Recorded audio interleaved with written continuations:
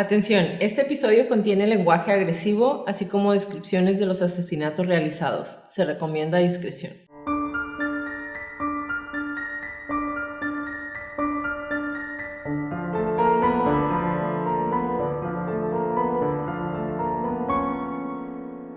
Hola a todos, bienvenidos a Crónicas de Crimen. Yo soy su host Jacqueline López y me acompaña, como de costumbre, Leti Mosqueda. Hi, Leti. Hi, Jackie. Queremos invitarlos a nuestras redes sociales, Facebook, Instagram y YouTube como @Crónicas de Crimen para que nos den follow. Ahí subimos toda la información y fotos de nuestras crónicas y a que nos compartan con sus conocidos. Es la única manera de que más gente pueda escuchar nuestras crónicas. Comenzamos.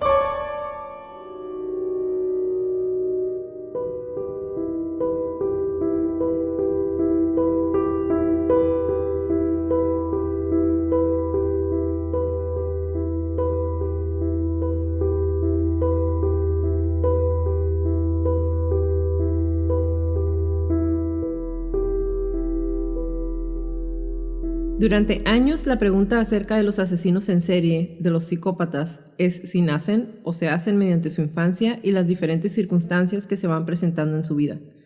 En algunas pocas ocasiones, no queda la duda de que hay personas tan enfermas que no nacieron para otra cosa más que para matar. Durante la Segunda Guerra Mundial se descubre una figura criminal que estuvo encubierta durante años escondiéndose a plena vista. Describiéndose a sí mismo como un miembro de la resistencia francesa y argumentando que los más de 26 cuerpos encontrados en su casa eran de los enemigos nazis que él mismo había asesinado. El día de hoy les voy a narrar la crónica de los asesinatos perpetrados por el Dr. Marcel Petiot, el Dr. Satán.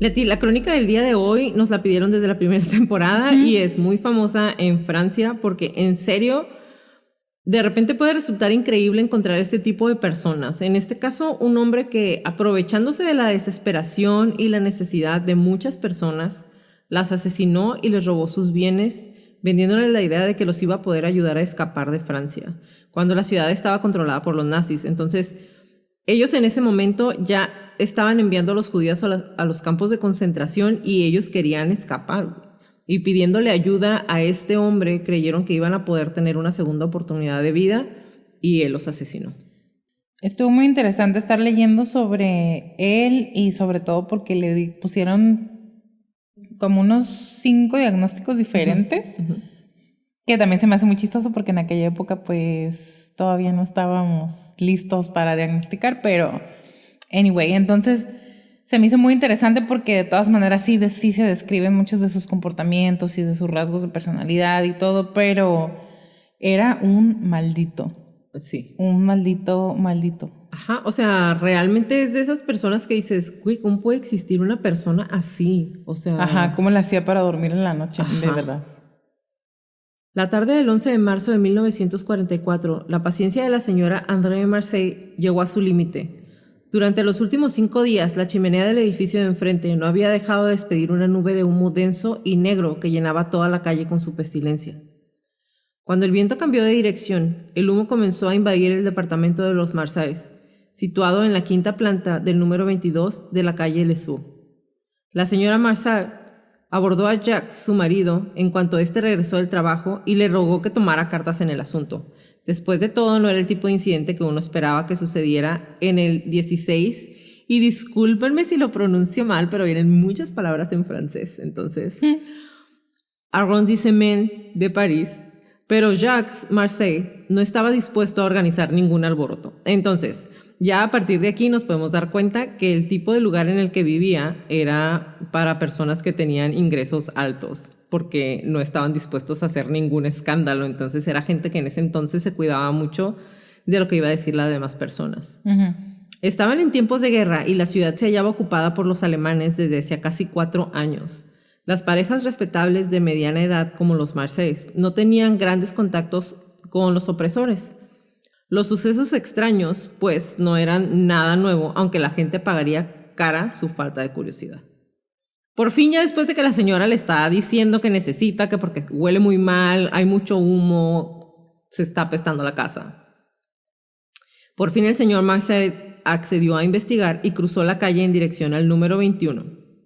Un grande y un edificio muy elegante que hoy en día mostraba las señales de medio siglo de descuido.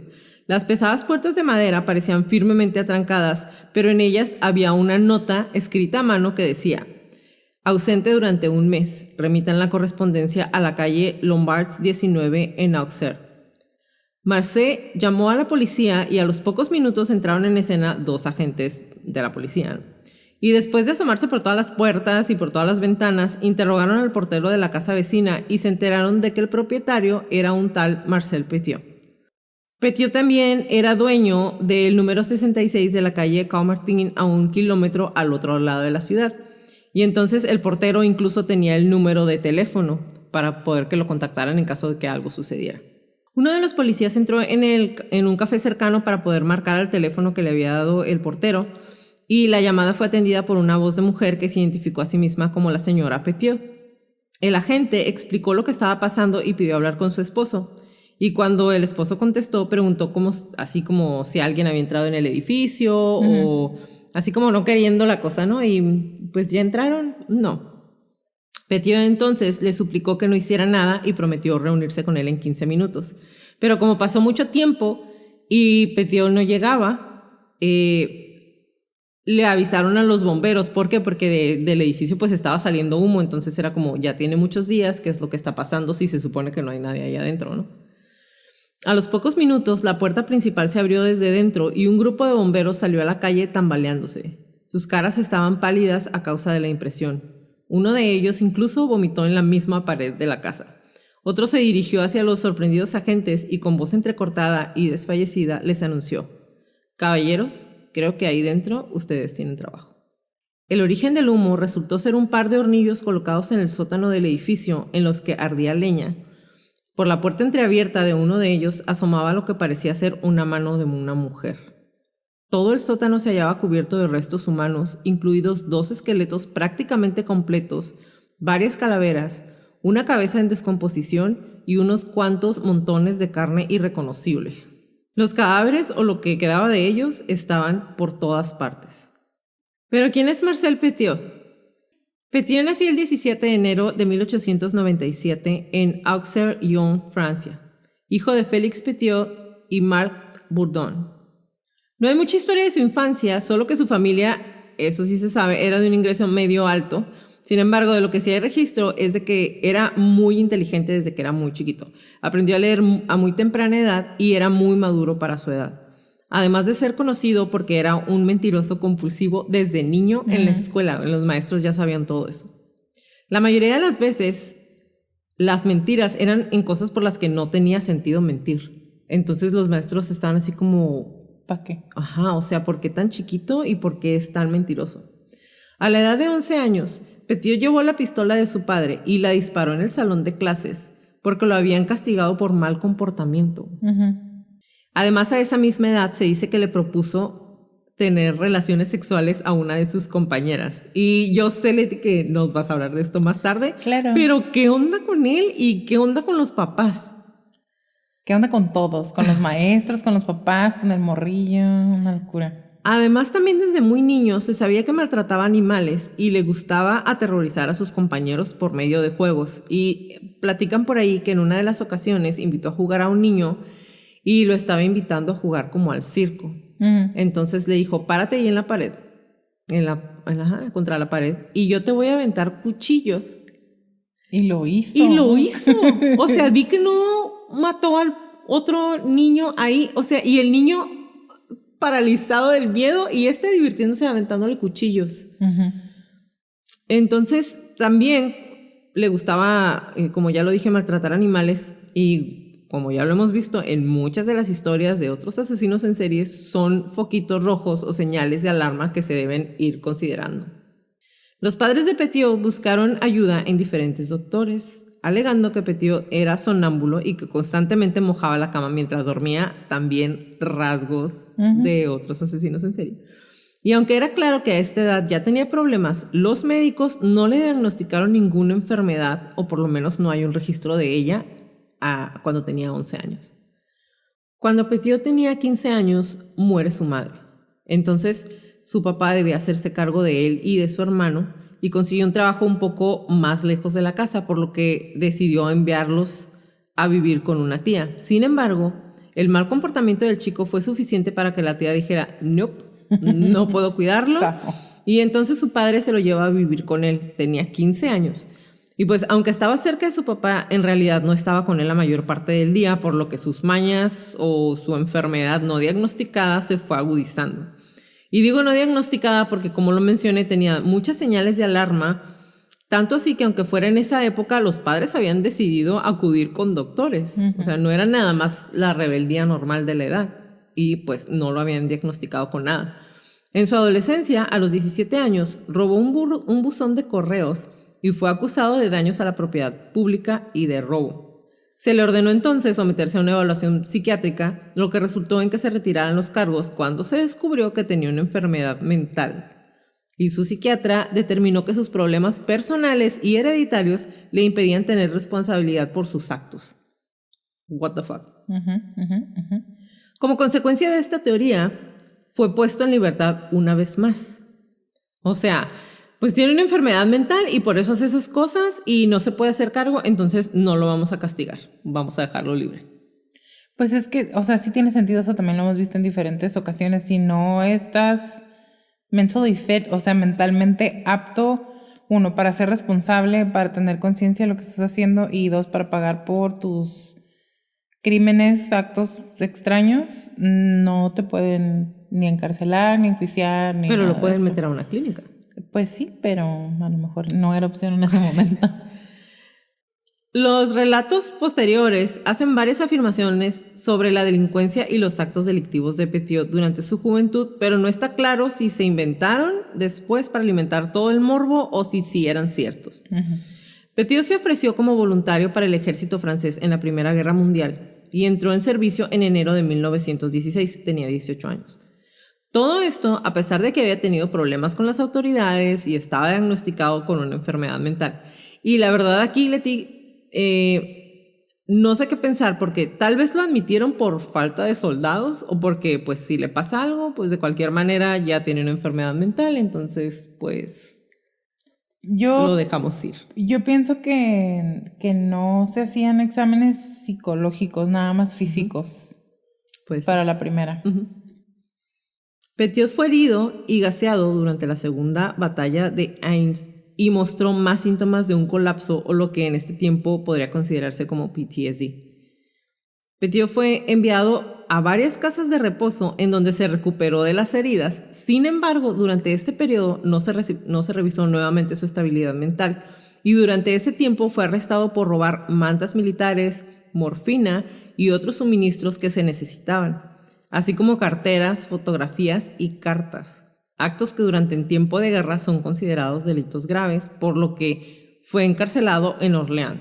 Y otra vez, más focos rojos, ¿no? En el hospital psiquiátrico de Fleury-les-Aubrais, Petiot fue nuevamente diagnosticado con varias enfermedades mentales y shell shock, o lo que conocemos ahora sí ya como PTSD. Ahí se lo diagnosticaron, ¿no? Que es síndrome de estrés postraumático. Exactamente. Pero fue devuelto al frente en junio de 1918. O sea, sí tienes PTSD, sí andas mal, pero pues vete a pelear otra vez, ¿no? Fue trasladado 3 semanas más tarde después de que supuestamente se lesionó su propio pie con una granada, pero fue adjuntado a un nuevo regimiento en septiembre. Un nuevo diagnóstico fue suficiente para que lo mandaran a su casa. Ya esta vez sí. Primero dijo que lo habían herido y luego se dieron cuenta de que muy probablemente la granada que había reventado cerca de su pie, él mismo la había tirado porque ya se quería ir a su casa. Entonces, como seguía teniendo episodios de histeria y de que se quería suicidar, entonces deciden ahora sí ya darlo de baja y lo mandan a su casa con la obligación de tratar sus problemas mentales. Sin embargo, Petiot utilizó toda esa información para que le dieran una baja y una pensión por invalidez y nunca fue a la clínica. Muy inteligente. Era muy inteligente. ¿Sabes qué? Desde aquí podemos darnos cuenta que podía manejar a la gente. O sea, tenía un poder de convencimiento bien impresionante y lo vamos a seguir viendo a lo largo de toda la crónica. De toda su carrera. Realmente era una persona impresionante a la hora de poder manejar las situaciones o de poder manejar a las demás personas. Era súper buen mentiroso. Sí. Tras la guerra, Petiot ingresó en el programa de educación acelerada para los veteranos de conflicto y completó la escuela de medicina en 8 meses e ingresó como interno al hospital mental de Évreux. O sea, aquí hay varias cosas que realmente dije yo, ¿8 meses? Tengo muchas preguntas. Sí, tengo muchas preguntas y muchos comentarios. Su escuela de medicina duró 8 meses. Imagínate, un escupitajo en la cara a los que ahorita estudian casi 10. O sea, 8 meses, porque era como, ya va saliendo, entonces te vamos a dar chance de que estudies rápido. 8 meses para estudiar medicinas y le dieron su diploma. O sea, no sé si el título era como tal de doctor o si era una especialidad o algo así, pero en todas partes donde leí parece que sí, güey. O sea, sí fue como era un médico. Ajá. Recibió su diploma de medicina en 1921. Y otra de las cosas es como, eso sí es como un escupitajo en la cara también. Ingresa como interno en un hospital mental, güey. Todavía que lo habían estado mandando y él los habían dado bateando y, aquí voy a entrar como interno. What the fuck? Bueno, después de recibir su título, se mudó a Villeneuve-sur-Yonne, donde recibía pagos de sus servicios tanto por sus pacientes como por los fondos de asistencia médica del gobierno. Es decir, a los pacientes les cobraba y al gobierno les mandaba las facturas de los pacientes para que se las pagaran otra vez. Sí. ¿Ok? Al mismo tiempo que se aprovechó del hecho de tener acceso ilimitado a medicamentos altamente adictivos, y ahí es donde inicia su problema de adicción que lo acompañaría por el resto de su vida. Para este momento, alrededor de los 24 años, Petiot ya era usuario regular de narcóticos adictivos. Trabajando en Villeneuve-sur-Yonne, se ganó una reputación por sus prácticas médicas dudosas. Y, o sea, 8 meses. Tales como el suministro de narcóticos, práctica de abortos ilegales, o sea, todos los abortos eran ilegales, entonces práctica de abortos. Y sus prácticas dudosas no lo tenían como una persona de mala fe necesariamente, o sea, aparte de eso, porque muchas personas lo buscaban precisamente por este tipo de servicios. También era conocido por robo. No lo había mencionado hasta ahorita, bueno, sí, porque cuando estaba en el ejército robó, pero aquí ya lo diagnostican con cleptomanía. Entonces, mentiroso compulsivo. Cleptómano. Con eneuresis. Ajá, y va que vuela para sociópata, ¿no? Por ejemplo, de las cosas que robaba era dinero del tesoro del pueblo, se robó el bombo de una banda, o la cosa esa con la que suena, bombo, sí. Y una cruz de piedra a la que consideraba una abominación. Y es aquí donde podemos darnos cuenta del tipo de problema que tenía con su cleptomanía. Esta enfermedad también fue diagnosticada durante su estadía en la guerra y tenía un impulso que lo orillaba a robar las cosas más simples y más tontas que te puedas imaginar, y lo vamos a ver un poquito más adelante cuando ya es un hombre millonario y aún así roba cosas simples, innecesarias. Inclusive cuando dice que cuando su hermano lo visitaba en su casa, siempre revisaba que no le hubieran robado nada antes de irse. Sí. Ese es su pobre hermano. Era como, te voy a ir a visitar, pero no me robes, por favor.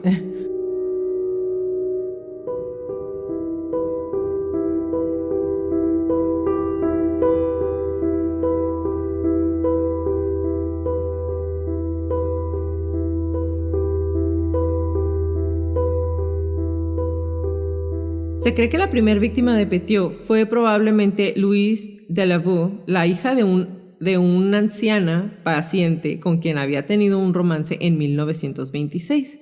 El romance era, entre comillas, secreto. Y digo entre comillas porque el lugar en donde vivían era un pueblo muy chiquito. Entonces, con una persona que los vio, se hizo el chisme y ya todo el mundo sabía que estaba con ella. Llegó en un punto en que Petiot dijo, ya no quiero estar con ella. Y en lugar de decirle, ya estuvo, la desapareció. Más fácil, amiga. Louise desapareció en mayo y con posterioridad varios vecinos afirmaron haber visto a Petiot cargar un bulto en su auto. La policía investigó, pero finalmente desestimó el caso, afirmando que Luis había huido y entonces se cerró el caso como runaway, ¿no? Se fue. Sin embargo, meses después se encontró como en un baúl una bolsa cerca del río de la localidad y dentro la policía encontró algo horrible, un cuerpo en total estado de putrefacción. Los restos eran indudablemente de una mujer, sin embargo, el cuerpo no tenía cabeza. La habían decapitado. Y como en ese entonces, obviamente estábamos muy lejos de poder tener huellas digitales o ADN. Sin contar con pruebas en su contra y sin poder identificar el cuerpo, nunca se dijo que era el de Luis.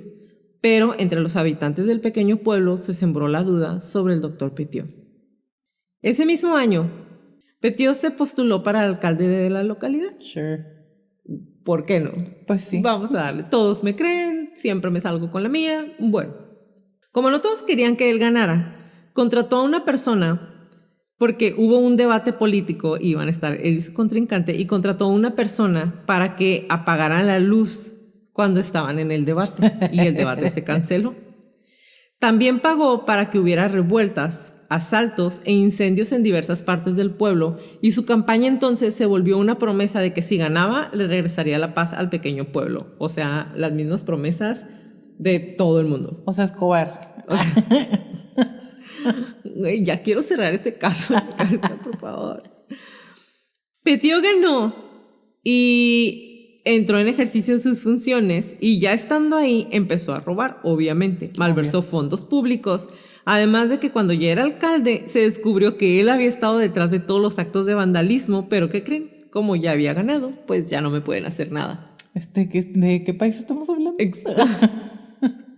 En junio de 1927 contrajo matrimonio con Georgette Laval, la hija de 23 años de un adinerado hacendado de Saint-Clair. Ella ya sabía que Petiot tenía problemas y él sabía, o sea, ella ya sabía que se iba a aprovechar del dinero que tenía su papá, pero para ella era importante porque él tenía un cargo. Ya. Entonces, básicamente encontró su pareja perfecta. Ok. Un año después nace su hijo Gerard en abril de 1928. El prefecto del departamento de John recibió numerosas quejas por los robos y tratos comerciales turbos de Petiot. Finalmente, Petiot fue suspendido como alcalde en agosto de 1931 y renunció. No obstante, conservaba muchos seguidores y el Consejo del Pueblo renunció también en solidaridad porque lo habían corrido. La gente. 5 semanas después, el 18 de octubre, fue elegido concejal, güey. En 1932 fue acusado de robar energía eléctrica del pueblo y perdió su puesto como concejal en Lyon. Pero cuando se dieron cuenta, Petiot ya se había mudado a París, entonces ya no le importaba nada. Llegando a París, ya en la capital, Petiot atrajo pacientes mediante credenciales falsas y construyó una sólida reputación por sus prácticas en el número 66 de la Rue de Caumartin. Sin embargo, continuaron los rumores de abortos ilegales y recetas excesivas de medicamentos adictivos. En 1936 fue designado, y otra vez, perdón si le doy en la madre al francés, Médecin d'État Civil, que era una persona que tenía autoridad para redactar certificados de defunción. Ese mismo año fue internado brevemente por cleptomanía, pero fue dado de alta al año siguiente, güey. O sea, tras la victoria alemana sobre Francia, que fue en 1940, se reclutaba a ciudadanos franceses para realizar trabajos forzados en Alemania.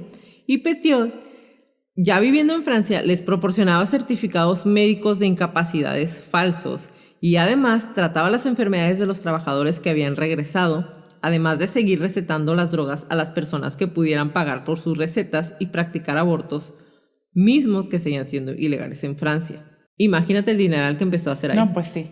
Petiot se vendió básicamente como un doctor muy reconocido y entonces la gente acudía a él de manera inocente. Por una parte, gente de muy buenos ingresos que quería ayuda médica y por otra, gente de muy buenos ingresos con algún tipo de abuso de sustancias o algún embarazo no deseado.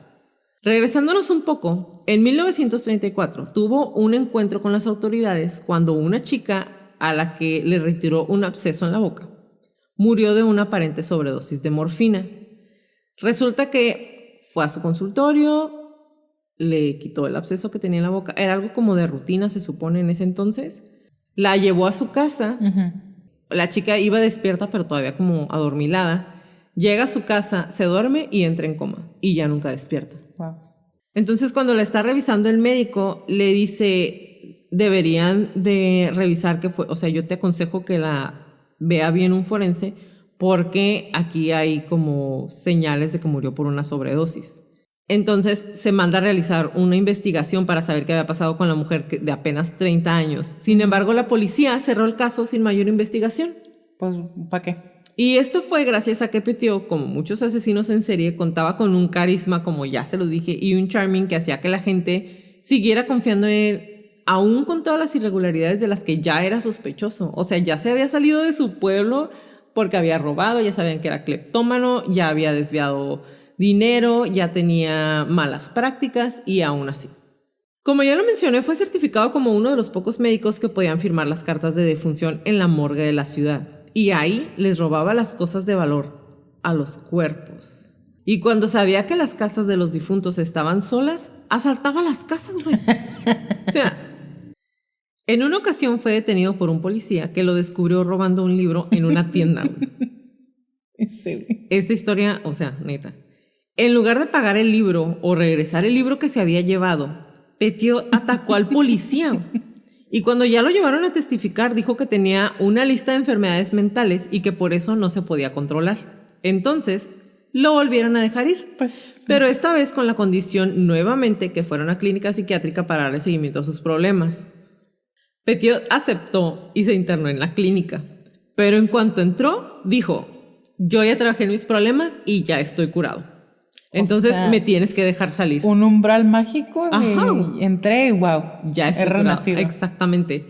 Y el doctor que lo estaba evaluando firmó su orden de salida. Pero en su expediente puso que era una persona inestable. O sea, tal vez más adelante sigas afectando al bien común, pero ok, te vamos a dejar ir otra vez porque ya nos dijiste que ya estás curado. What the fuck. A lo mejor era que sea un problema no mío. O sea, que daña allá afuera y no aquí adentro. Wey, no sé. Sí, o sea, pues, va a ser una expresión bien tonta, pero pues un loco más en un manicomio, güey. O sea, ¿qué tanta diferencia iba a ser? Pues les iba a robar, no sé. Es la única explicación semilógica que le encuentro a esto. Durante los próximos años, el perfil de Petiot fue más bien bajo. O sea, se mantuvo como fuera de los reflectores, aunque realmente no dudo que haya seguido asesinando gente y simplemente no existan pruebas para incriminarlo. O lo hizo muy cuidadosamente. Exactamente. En julio de 1942 fue condenado por prescripción excesiva de narcóticos, aunque 2 adictos que habían testificado en su contra desaparecieron. Lo vamos a ver un poquito más adelante, pero en esa ocasión fue multado con 2.400 francos. Petiot afirmó posteriormente que durante el periodo de ocupación de Francia por las fuerzas del Eje, estuvo involucrado en actividades de la resistencia francesa. Se atribuyó a sí mismo el desarrollo de armas secretas que asesinaban a los alemanes sin dejar evidencia forense. La colocación de trampas, que en ese momento se llamaban como trampas cazabobos, que son como de esas como bombas ciegas que dejan enterradas en el piso, que él había puesto por todo París. Su presencia en reuniones de alto nivel con comandantes aliados y también dijo haber colaborado con un grupo inexistente de españoles antifascistas. No hubo prueba alguna que apoyara ninguna de estas declaraciones, ¿ok? O sea, mentiroso compulsivo. Pues sí. La actividad más lucrativa de Petiot durante la ocupación fue su ruta de escape falsa. Y aquí ya vamos a empezar a hablar de realmente el nitty gritty. Sí, lo más feo. Realmente, o sea, les voy a decir qué pasó un poquito más adelante, porque en realidad estaba haciendo la crónica, ya había leído, ya sabía que íbamos, a dónde íbamos, y luego se me ocurrió empezar a ver las fotos que voy a subir. Y error garrafal. Bajo el nombre de seudónimo de Dr. Eugene, Petiot pretendía tener medios para hacer salir de Francia de forma segura a gente que era buscada por los alemanes o por el régimen del Vichy. Petiot aseguraba que podía arreglarles un viaje a Argentina u otros lugares de Sudamérica a través de Portugal a cambio de 25,000 francos por persona. Imagínate. Tan pronto como el ejército alemán invadió París, Marcel Petiot comenzó a idear un plan para poder aprovecharse de la desgracia de los franceses, principalmente de los judíos, que si no tenían suficiente con los nazis ocupando Francia y quitándoles todo y ya algunos mandándolos a los campos de concentración, aparte se encuentran con este maldito. En mayo de 1941, en el transcurso de una visita realizada a una barbería en la calle Mathurin, le dijo a Raoul Fourier, que era el propietario de la barbería, que estaba en contacto con una organización dedicada a sacar refugiados de Francia clandestinamente por 25,000 francos. Advirtió a Fourier que le avisara en caso de conocer a alguien que estuviera interesado de escaparse. Entonces imagínate, la gente súper desesperada, buscando ayuda para no morirse, para que no les quitaran todos, y se encontraron con este desgracia. Ahí es donde, o sea, neta se me apachurra el corazón. Ya sé. Sentí como mucha angustia porque se me hace algo te estás bien aprovechando. injusto, güey. O sea, Sí. se me hace algo, es como lo más bajo. O sea, no estoy justificando ni diciendo que los otros asesinos en serie sean menos, pero, güey, es gente que se está escapando porque los van a matar. Porque los van a matar, güey. O sea, se aprovechó por neta, completo. Sentí súper feo, así. Sí. Sentí como congoja, no sé cómo más explicarlo. Sí, porque ¿qué opciones tenían estas personas realmente? O sea, ¿qué opción tenía? Nada. Ajá. Arriesgarse a morirse. Exactamente. A su debido tiempo, el barbero informó de ello a un amigo que se llamaba Edmond Pintard, que era un artista de revista musical retirado que contaba entre muchas amistades con varios célebres miembros de los bajos fondos parisienses, pero que tenían dinero. Mientras tanto, el propio Petiot había entrado en contacto con Joachim Gushinov, un judío polaco, socio de un negocio de pieles situado en el número 69 de la calle Kaumarin. Gushinov comentó con Petiot su creciente angustia ante el modo en que los alemanes trataban a la comunidad judía. Petiot le dijo que lo mejor que podía hacer era huir del país lo más pronto posible y de que él podría arreglarle un traslado seguro a Argentina. Obviamente todo esto era una vil mentira. Gushinov se lo pensó varios meses antes de decidirse. El 2 de enero de 1942 se despidió de su mujer y salió para una cita secreta con Petiot, llevando con él, de acuerdo a las instrucciones de Petiot, 5 de sus mejores abrigos de piel, 5 millones de francos en efectivo, oro y joyas, además de $1,000 americanos cosidos a las sombreras de su abrigo. La señora Gushinov no volvió a ver nunca a su marido. 2 meses después pidió noticias de su esposo a Petiot, quien le dijo que su esposo había llegado a Argentina pasando por el puerto africano de Dakar. El doctor llegó a darle incluso, no sabemos cómo, una carta aparentemente escrita en papel de cartas de un hotel de Buenos Aires, en la que le decía que se había llegado sano y salvo y que pronto enviaría a buscar a su mujer para que se reuniera con él. Gushinov fue el primero de una larga serie de personas que murieron. Poco después de su desaparición, en febrero de 1942, Petiot fue citado ante el juez de instrucción de Achille Olney y se le acusaba de haber recetado de forma ilegal heroína a Jean-Marc Bavier y a su novia, que son los adictos que les dije hace un momento. Su novia era una ex prostituta llamada Jeannette Go. Después de varias versiones contradictorias dadas por Bavier y Jeannette, durante las cuales el doctor no dejó nunca de declararse inocente, porque obviamente, ¿cómo va a decir que sí fue él? Los 3 fueron puestos en libertad hasta que se celebrara el juicio, pero el 22 de marzo Van Wever desapareció y no se volvió a saber nada de él. A los 9 meses, Jeannette Gall, que había regresado a su antigua profesión, murió víctima de tétanos. Coincidiendo con la desaparición de Van Wever, Petiot se vio involucrado en otro caso notable, muy similar al anterior, relacionado con una receta de heroína falsificada por una mujer que se llamaba Raymond Baudet. La receta en cuestión había sido extendida por Petiot. La madre de Baudet, Marthe Kate, acabó mezclándose en el asunto y el doctor temió que pusiera a la policía sobre su pista, pero antes de poder hacerlo, la mujer desapareció repentinamente. Era el 25 de marzo, solo 3 días después de la desaparición de Van Wever. A la mañana siguiente llegaron al hogar de los Kidd 2 notas garabateadas a toda prisa en las que se explicaba que Marthe era drogadicta desde hacía varios años y que había huido a la zona de Vichy para no perjudicar el asunto de su hija. Como todo parecía tan extraño, los expertos de policía confirmaron la autenticidad de las cartas, pero también dijeron que evidentemente estaban escritas bajo mucho estrés, o sea, como si la hubieran obligado a escribir las cartas. A las pocas horas, 2 cartas más del mismo tenor llegaron a manos del abogado de los Kate.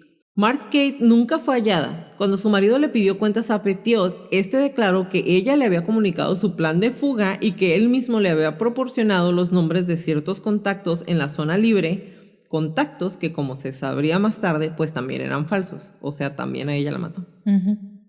Cuando el caso Baudet llegó ante los tribunales en el mes de julio siguiente, al doctor se le impuso una multa de 10,000 francos, al igual que sucedería en el caso de Van Weber, y se le prohibiría ejercer la profesión durante 1 año. What the fuck? 1 año.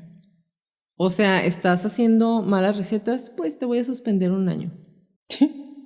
Y como lo hemos visto en muchas ocasiones, van dando muchas señales de estar ya sea matando gente, haciendo cosas que no deben de ser, y solamente se llevan un manacito, una palmadita en la mano. Y aunque aquí estaban en guerra y en estado de estrés, obviamente sí entiendo que no podían ponerle tanta atención, pero de todas maneras estás hablando de un tipo que ha tenido múltiples choques con la ley, y peor aún, todos saben que no está mentalmente estable. Ya sé, o sea, bajita la mano, de menos estaba desapareciendo gente. Vale, que no supieran si los estaban matando o no, pero estaba desapareciendo gente, o la gente a su alrededor estaba desapareciendo de manera misteriosa, y de todas maneras, pues, qué raro, ¿no? Ajá. Está suspendido.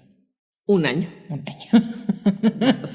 Al parecer, la siguiente víctima fue una joven llamada Denise Autin, que a principios de junio de 1942 tomó un tren en Neuville-Garnier con destino a París. Tenía el propósito de obtener un certificado médico en el que se afirmara que el aborto sufrido 1 año antes en la capital francesa en realidad nunca había tenido lugar. Un intento desesperado de restablecer la mancillada reputación de su familia. Autin acudió en primer lugar a la señora Mallard, la comadrona encargada del aborto, y 1 año después, en 1943, esta le diría a Jean Autin, el esposo de Denise, que tras una breve entrevista, la joven abandonó su casa en dirección a la consulta de Petiot. 2 días después del supuesto encuentro de Denise con la señora Mallard, su esposo y su familia recibieron informes en los que se afirmaba que efectivamente jamás había sufrido un aborto y que en esos momentos la mujer se hallaba pasando una temporada en Bordeaux con unos familiares. Nunca se volvió a saber de la pobre mujer y a los pocos días se produjo una nueva desaparición. Bueno, pues el 20 de junio, un médico de 62 años, Paul Leon Braunberger, atendió una misteriosa llamada telefónica procedente de un hombre que al parecer le conocía muy bien. El comunicante declaró que llamaba de parte de un paciente muy enfermo y solicitaba de Braunberger que se reuniera urgentemente con él en la estación de metro de la Place Lyotard. El doctor accedió de inmediato a la petición y desapareció. Aquel mismo día, otro paciente del doctor Braunberger, Raymond Vallée, recibió una carta urgente, presumiblemente de parte del doctor, en la que le decía que se había obligado a huir precipitadamente. La esposa del médico recibió una explicación muy similar. Los grafólogos de la policía confirmarían más tarde que, como en el caso de Kate, las cartas eran auténticas, pero estaban escritas bajo coacción, es decir, que los habían obligado. O sea, leyendo todo esto, piensas, ¿simplemente los mataría por compulsión? No sé. Porque no, o sea, en ese momento, ponle a los que llegaban con él para darle el dinero para que los ayudara a escaparse a Argentina, tiene sentido, pero por ejemplo, al doctor, él lo mandó llamar. Nada más porque, tengo ganas de matar a alguien. No sé. Ahorita te digo. Alrededor de julio de 1942, la persecución alemana contra judíos fue en aumento y sus propiedades eran confiscadas y familias enteras deportadas a campos de trabajos forzados en el Reich. La familia de Kurt Kneller, compuesta de él y su mujer Margaret y de su hijo René, corría especial peligro, pues había nacido en Alemania y adquirido la nacionalidad francesa tan solo unos pocos años antes de la guerra. El 16 de julio consiguieron escapar a duras penas de la Gestapo y esconderse en casa de unos amigos. 2 días después, su médico, Marcel Petiot, les ayudó, al menos en apariencia, a huir del país y nunca se volvió a tener noticias de ellos. Aparte de 2 postales bastante sospechosas que la señora Kneller comunicaba a sus amigos que había cruzado la frontera sanos y salvos. En las mismas fechas de la desaparición de los Kneller, la abierta propaganda de los servicios de Petiot realizada en la barbería de la calle des Martins comenzó a dar sus frutos. O sea, hasta aquí todavía se supone no tenía éxito y ya llevaba una buena cantidad de desaparecidos. Es lo que te iba a decir, o sea, apenas empezó a ser exitoso, no manches. Pinard, el actor de revista musical, mencionó la existencia del negocio de fugas a un tal Joseph Recroix, conocido entre sus amigos de los bajos fondos parisinos como el Joe el boxeador. Se trataba de un rufián convicto buscado por entonces tanto por la policía francesa como por la Gestapo para interrogarle, que llegó a la conclusión de que había llegado el momento de abandonar el país, así que le pidió a Pinard que le proporcionara más detalles. Por un intermediario, terminó concretando una cita con el doctor Eugene, alias, Petiot, y en ella se decidió que Recroix escaparía con 3 amigos de su misma calaña, François, Albertini, Claudia, Chamon y Annette. Petiot se enfureció al descubrir durante la entrevista que Pinard y Fourier habían intentado cobrar a aquellos bribones el doble de los 25,000 francos establecidos. O sea, todo el mundo sacando provecho de todo el mundo. Estafandounestafador.com. A pesar de todo, en el mes de septiembre se inició el plan de fuga. Primero marcharon Albertini y Chameau, seguidos unas semanas después de Basset y Recroix, cuyas sospechas sobre aquella arriesgada aventura se disiparon al recibir un telegrama. O sea, tenían sus dudas y luego Petiot les daba los telegramas donde decían que sus amigos habían llegado de manera exitosa a Argentina, entonces se les quitaban las dudas. Al igual que todos los casos restantes, nadie volvería a verlos jamás. En noviembre aumentó considerablemente el número de contratos o de casos de éxito del negocio dirigido por Eugene gracias a los servicios de Ariane Khan. Esta era una chica nacida en Rumania y era judía.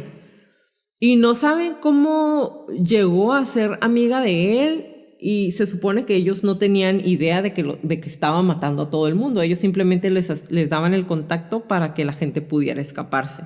Al mes siguiente, Ariane actuó como intermediaria en la fuga de Maurice Lina Wolf y la madre del primero, Rachel, únicos supervivientes de una acaudalada familia judía perseguida en toda Europa desde el inicio de la guerra. Y otra vez, o sea, pobre suerte la de estas personas. En Año Nuevo no trajo ningún reposo a las horribles actividades de Petiot, y a finales de enero de 1943, 3 parejas más de refugiados judíos desaparecieron con éxito con la ayuda de Ariane Khan. Los Baston, antiguos amigos de los Wolf, residentes en París, y 2 parejas que habían llegado a la capital procedentes de Niza, los Steven y los Anspach. Estas 6 personas tenían en común 2 cosas fundamentales: eran ricas y estaban desesperadas.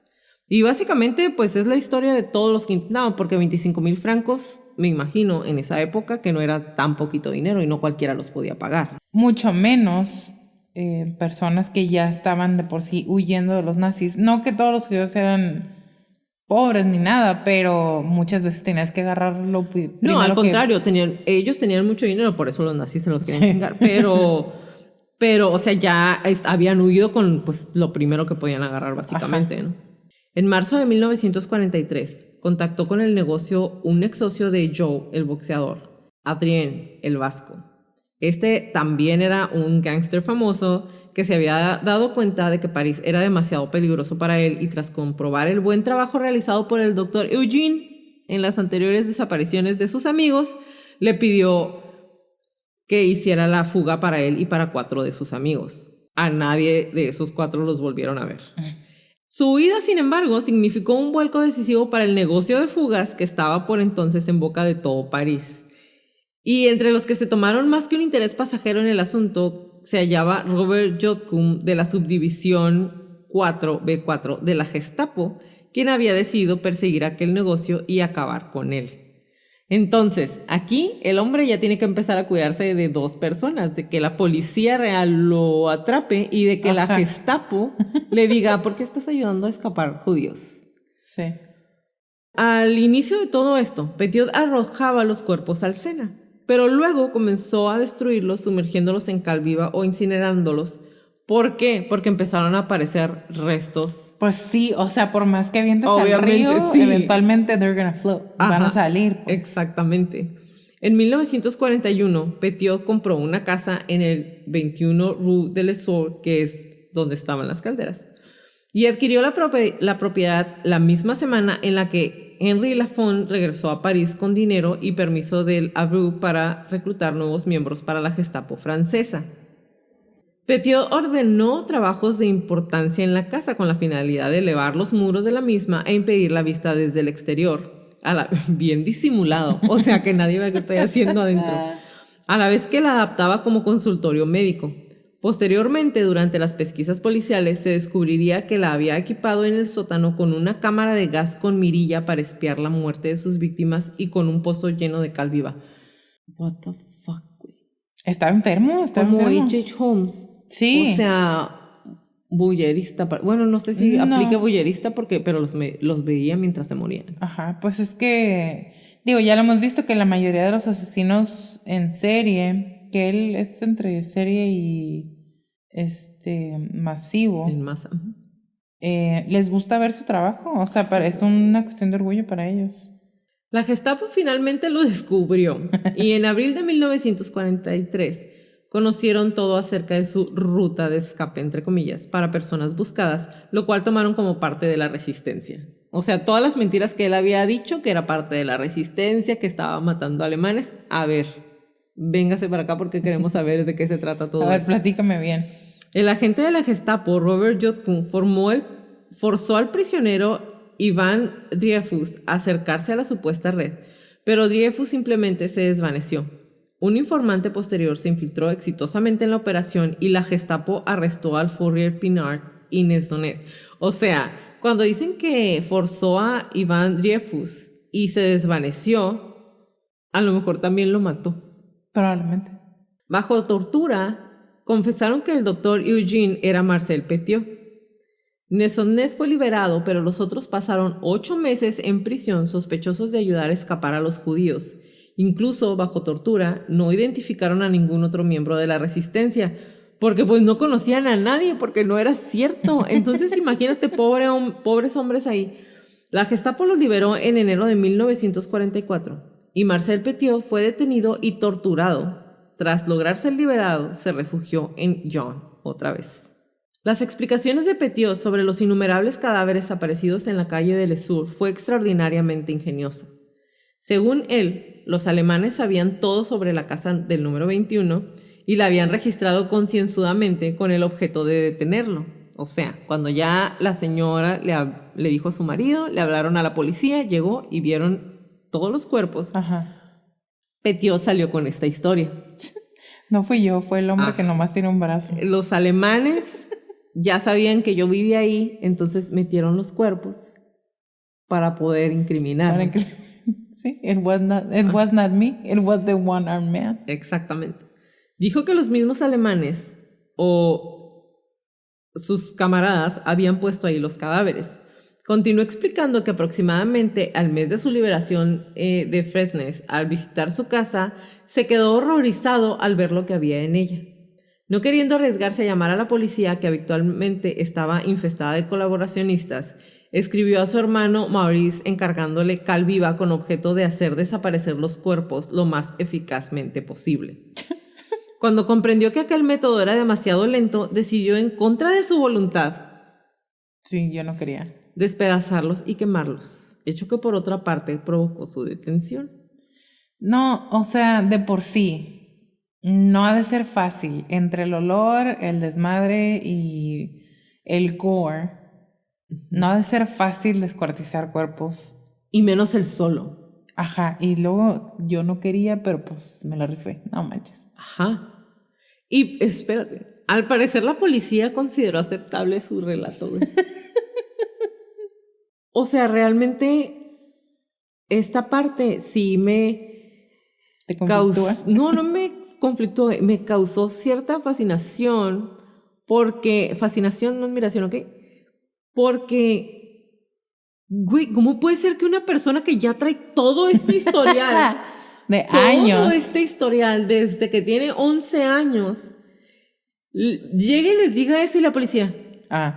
Sí, pues tiene sentido. Dude. No sé, a lo mejor... Lo que me fascina es su facilidad para envolverlos. O sea, ¿qué tanto charming tenía que...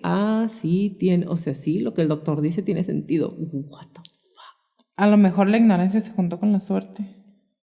Todas las veces. Puede ser. Bueno, consideraron aceptable el relato de Petiot, especialmente en los puntos que trataban determinados temas. ¿Ok?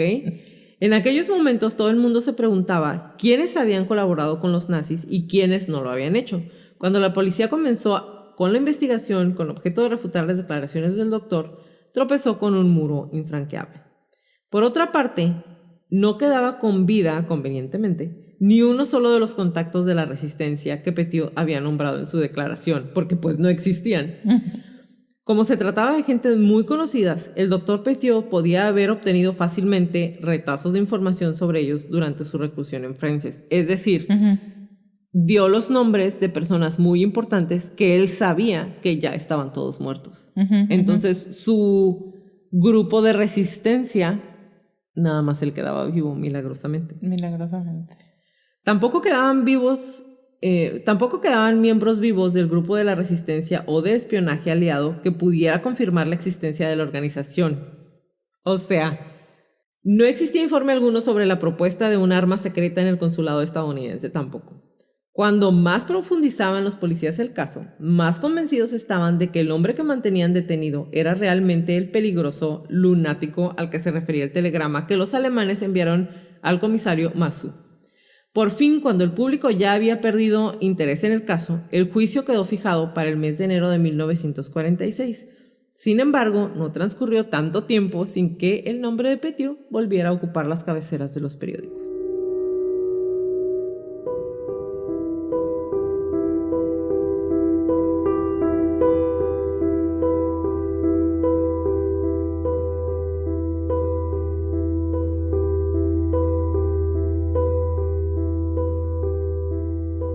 Este episodio es editado por Stuka Producciones. Si necesitas trabajo de edición de audio y video, Stuka Producciones puede ayudarte. Búscalos en Instagram y Facebook como Stuka Producciones.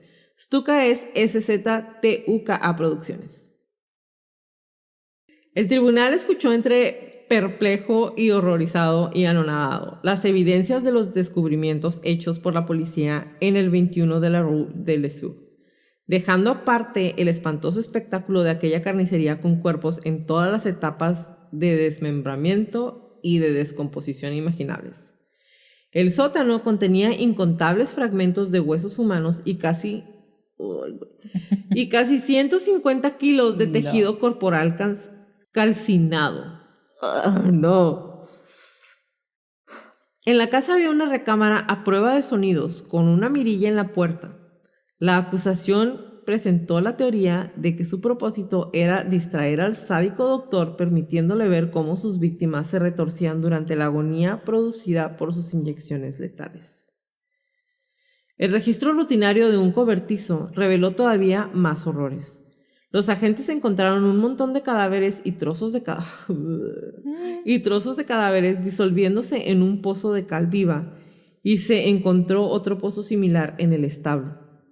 El profesor Henry Griffon, director del laboratorio de toxicología de la policía, examinó aquellos restos saturados de cal viva y en una notable muestra de moderación verbal comentó que emitían un olor muy acre y desagradable. La acusación afirmó que Petiot había atraído a los judíos ricos a la Rue Lesueur con el pretexto de que les ayudaría a escapar de las fuerzas alemanas de ocupación. Pero todo empezaba a indicar que los alemanes habían encontrado un digno competidor en el doctor Petiot. Obviamente, o sea, maldito perro. No es cierto, los perros los amo. Justo te iba a decir. Los refugiados se presentaban llevando consigo todo el dinero en efectivo y objetos de valor que poseían, y Petiot les aliviaba de esa gran carga antes de poner fin a sus ahora incómodas existencias. El sótano de la casa de la muerte contaba el resto de la historia. Ay, Leti, aquí viene lo que te dije que había visto que no quería ver. Sí. Aún había otra evidencia más conmovedora que turbaría las mentes de un jurado ya atónito y horrorizado. En junio de 1943, el doctor Petiot fue visto sacando un gran número de maletas del número 21 de la Rue de Lesourd y cargándolas en un camión conducido por su hermano. La policía siguió la pista de las 47 maletas hasta una casa en Villeneuve y se descubrió que contenían la increíble cantidad de 1.691 prendas de vestir, incluyendo 29 trajes de caballero, 79 vestidos de mujer y 5 abrigos de piel. Todas las señales identificatorias habían sido concienzudamente eliminadas, es decir, les quitó todas las etiquetas, todo lo que pudieran decir de quién era. Y ya casi estaba a punto de terminar, estaba leyendo todo lo que ya había acomodado. Y entonces me pongo a ver las fotos siempre que voy a subir, cuando voy a subir el episodio. Y ya había visto fotos de su boda, de cuando era niño, de cuando lo agarraron, de cuando estaban a punto de decapitarlo. Pero en serio, la foto que te digo que me hizo así como, no, güey, ya quiero que se acabe esta temporada. Es una foto, se mira a un hombre de pie y las paredes están tapizadas de maletas. ¡Ay, no! Y entonces, así de feo como sientes cuando ves los montones de zapatos cuando ya están vaciando los campos de concentración, güey. Así, esa misma sensación como de angustia y tristeza y como, güey, ¿cómo puede existir gente tan mala? Eso mismo sentí cuando vi la foto y dije, o sea, era gente que lo único que quería era vivir. Y este maldito infeliz se aprovechó, güey, y los mató. Pues sí. En cuanto a la conducta de Petiot, proporcionó la diversión esperada por la siempre repleta galería del público. Petiot se mostró insultante, violento, ingenioso, sarcástico y todo lo que tú quieras mientras era interrogado, y mantuvo que había sido un buen patriota y resistente que trabajaba en la sombra intentando liberar a su madre patria de la despreciada Gestapo. Y no paró ahí. Para la quinta audiencia de este juicio espectacular y neta que fue como una burla para todo el mundo, el tribunal completo se trasladó a los lugares del crimen, es decir, en la casa en la Rue. Y van entonces a una de las jornadas más memorables de la historia de la justicia francesa. Aquel día, por una increíble negligencia, la policía no había prohibido el paso o el acceso al inmueble, a la casa, y había una multitud de periodistas y de curiosos viendo todo, güey. Se podía ver la casa, o sea, no les prohibieron el paso y entonces había gente adentro de la casa cuando fue Petiot y fueron todos los del jurado ahí adentro. O sea, andaban paseándose entre los cuartos de la casa. Una viendo. multitud de periodistas y de curiosos, todos con absoluta libertad, pudieron visitar todas las partes y asistir a la reconstrucción de los hechos, en los que Petiot, obviamente encantado, tenía un público a su medida. Y güey, estando ahí, con todo el público que tenía, Petiot entra y les muestra la casa.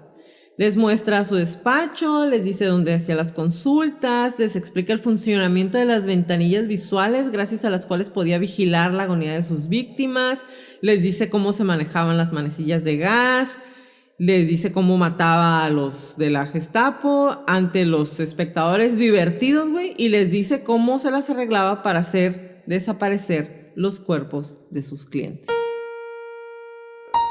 Y ahora sí, vienen las diferentes líneas de investigación, teorías y el perfil psicológico de Marcel Petiot. Leti, estuviste haciendo la investigación, que es una de las más, si no es que la más grande que has hecho. ¿Te diste Yo creo que es la más larga que he hecho. Háblanos mucho del perfil psicológico de Marcel Petiot. Claro. Bueno, el señorcito Marcel Petiot, doctorcito francés, es un asesino en serie o en masa.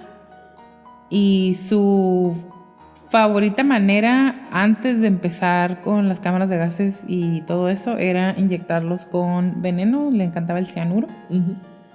Y pues mató a muchísima gente, la mayoría judíos, hombres, mujeres y niños.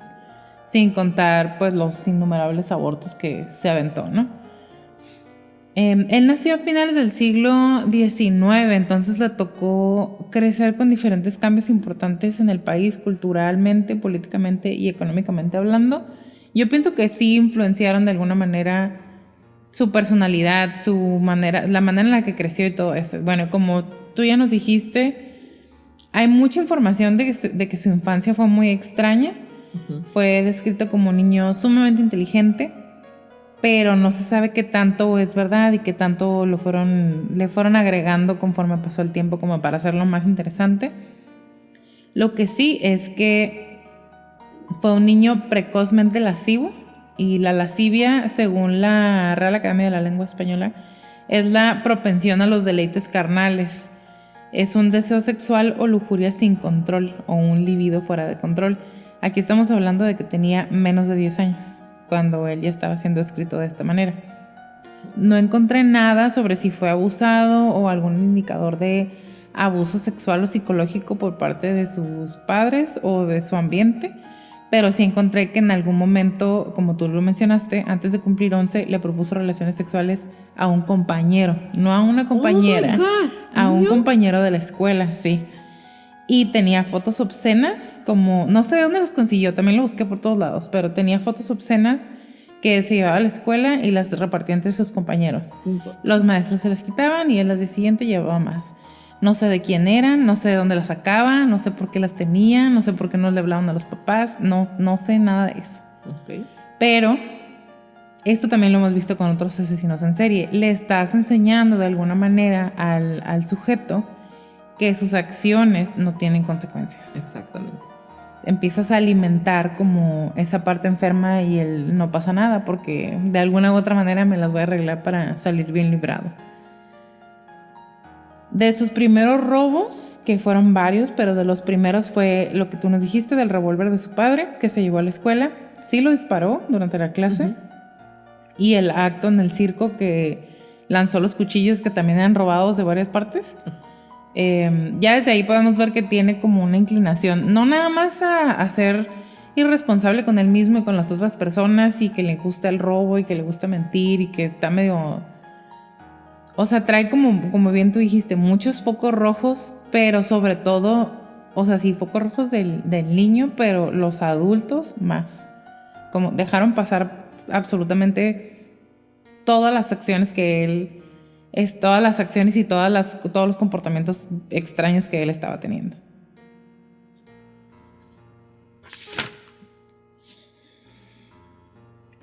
Entre 1907 y 1909, que él tenía 10, 12 años, se le dijo a unos médicos que Marcel era propenso a convulsiones, sonambulismo, que mojaba la cama, los pantalones, o sea, no nada más cuando estaba dormido, durante el día también, y mostraba crueldad hacia animales. Y aquí quiero aprovechar para hacer una mención que todos estos antecedentes nos darían como un diagnóstico mucho más completo, porque se podría hacer una evaluación multiaxial. No la estoy haciendo yo, no encontré una ya hecha, entonces nada más les voy a mencionar cómo funciona una evaluación multiaxial en base al DSM-4, porque no tengo acceso al 3 todavía, no nos ha llegado el libro. Hay 5 ejes. En el primer eje se diagnostican todos los trastornos clínicos y problemas que pueden ser objeto de atención clínica. En el eje 2, trastornos de la personalidad o retraso mental. En el eje 3, enfermedades médicas. En el eje 4, problemas psicosociales y ambientales. Y en el eje 5, una evaluación de actividad global. ¿Por qué lo menciono? Porque tenemos antecedentes de la época en la que nació, que estuvo viviendo en la Primera Guerra Mundial, que se quedó sin su mamá desde muy joven, que desde muy niño era muy inteligente, era precoz, que no sé, cometía robos, hacía cosas extrañas y que los adultos no le prestaban atención. Todo eso nos podría dar como otra vez una evaluación mucho más completa si pudiéramos reunir la información. Y pensé, pues en la escuela de pronto nos daban personajes ficticios, ¿no? Para que hiciéramos una evaluación completa, pero no me atrevería a hacerla de todas maneras porque es como información muy dispersa. Sin embargo, sí les voy a platicar de todos los diferentes diagnósticos que se le fueron, digamos, atribuyendo durante toda su vida. Pero antes, nada más por diversión, les voy a platicar un poquito de los diferentes ejes. En el eje 1, por ejemplo, que son los trastornos clínicos o problemas que deben de ser o podrían ser objeto de atención clínica, van los trastornos de inicio en la infancia o la niñez o adolescencia. Demencia, trastornos cognitivos, trastornos mentales por enfermedades médicas, trastornos relacionados con sustancias. Todos estos los menciono porque bien podrían explicar muchas cosas de Marcel. Trastornos psicóticos, trastornos del estado de ánimo, ansiedad, etcétera, etcétera, etcétera. En el 2 van los trastornos de personalidad como el paranoide, el esquizoide, el antisocial, el narcisista, por dependencia, el obsesivo compulsivo, el retraso mental. También en este se incluyen los mecanismos de defensa. Normalmente se hace un listado o un inventario de los mecanismos de defensa que presenta el sujeto. Y aquí se podrían poner también en el eje 2. Todas las características desadaptativas de la personalidad que no son suficientes como para hacer el trastorno completo, que yo pienso que con él también aplican varias. O sea, se podría hacer un inventario muy completo. Y se debe de hacer una distinción entre el eje 1 y el eje 2 para saber cuál es el diagnóstico principal. Esto se hace todo en el eje 2. En el eje 3, enfermedades infecciosas, parasitarias, problemas de la sangre, de los órganos, de nutrición, del sistema nervioso central. ¿Y por qué los menciono? Porque estamos hablando de 1800, cuando él nació, 1900 y feria, cuando ya era como preadolescente. Y también estuve buscando un poquito de la cuestión sanitaria en aquel entonces. Era muy diferente, o sea, tanto los estándares de higiene como el acceso que hay a baño, agua limpia, jabones, qué tanto se bañaba la gente en ese entonces. O sea, todo eso también podría explicar de muchas maneras porque él era como nos lo estás platicando, ¿no? En el eje 4 se hace un inventario de problemas relativos al grupo primario de apoyo. Los padres, los maestros, hermanos, todo eso. Problemas relativos al ambiente social, problemas relativos a la enseñanza, problemas laborales, problemas de vivienda, problemas económicos, acceso a servicios de asistencia sanitaria, como ya lo mencioné, problemas relativos al sistema legal o crímenes, o sea, si la persona constantemente está teniendo enfrentamientos con la justicia, y otros problemas psicosociales y ambientales. O sea, ni siquiera tengo que hacerles un inventario yo, ¿no? Porque nada más con todo lo que ya nos platicaste, tiene de todo. Trae de todo. O sea, otra vez, podríamos hacer una evaluación muy completa de él, pero como yo ya no me dedico a esto, no me atrevería a aventármela así como de mi ronco pecho, pero a lo mejor en algún otro momento tenemos oportunidad de mostrar un caso un poco más completo, pero bueno, así a grosso modo podemos darnos cuenta que no es nada más un diagnóstico, un trastorno de la personalidad o un trastorno de lo que esta persona tenía. No, es un conjunto de diferentes rasgos, de diferentes problemas, de diferentes comportamientos, de diferentes estímulos internos, externos, lo que pueden causar que una persona pueda tener tanto éxito siendo un asesino. Así como un combo completo. Pues sí, completito, pero machín.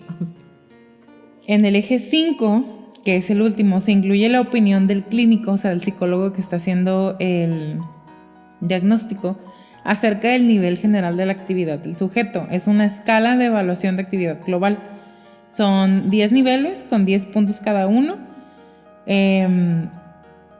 Y otra vez quería hacer este paréntesis porque tenemos la lista de esta persona y empieza desde su niñez, se van agravando en la adolescencia o en la preadolescencia, y como adulto joven es cuando se va a la guerra, sale de la guerra, regresa, después empieza la Segunda Guerra Mundial. O sea, ¿cómo se le podría pedir que fuera una persona normal? Claro. De alguna manera. Sí, o sea, le tocaron un montón de sucesos que realmente pudieron haber agravado cualquier cosa que él ya traía, ¿no? Uh-huh. Y aparte la falta de apoyo, y más que apoyo, la falta de atención o de un pesito de madre que les valiera lo que este morro estaba haciendo desde seguimiento. Un chamaco, sí.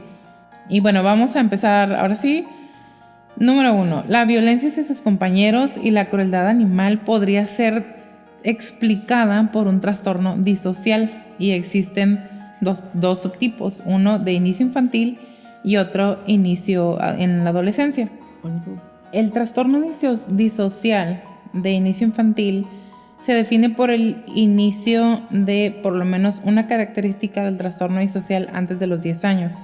La mayoría suelen ser hombres y hay violencia física hacia otros, relaciones problemáticas y un posible trastorno negativista desafiante. El trastorno disocial de inicio en la adolescencia no lo voy a mencionar porque, en el caso, porque esto empezó desde que estaba chiquito, sí. Y se debe de especificar la gravedad. Hay leve, moderado y grave.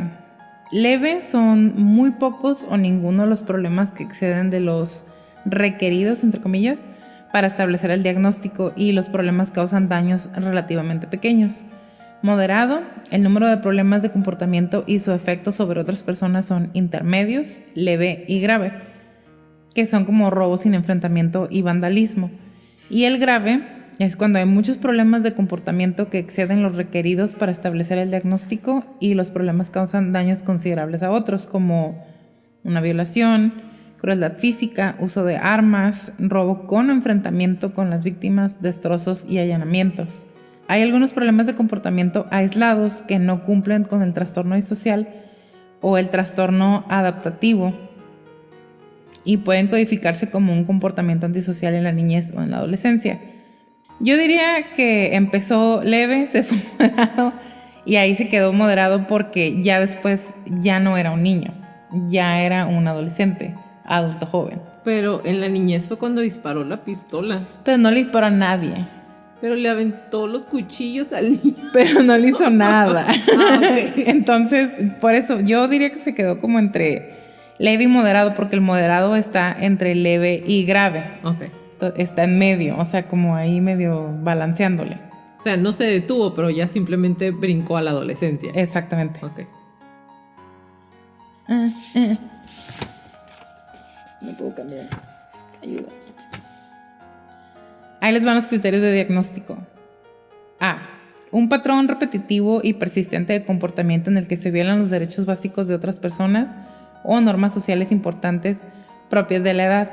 Manifestaciones por la presencia de 3 o más de los siguientes criterios durante los últimos 12 meses y por lo menos un criterio durante los últimos 6 meses. Y es aquí donde digo, pues no sabemos qué tanto era de verdad y qué tanto estuvo inventado o exagerado por los vecinos ya cuando él había sido capturado o incluso despuesito de que dejó de vivir ahí o que se fue.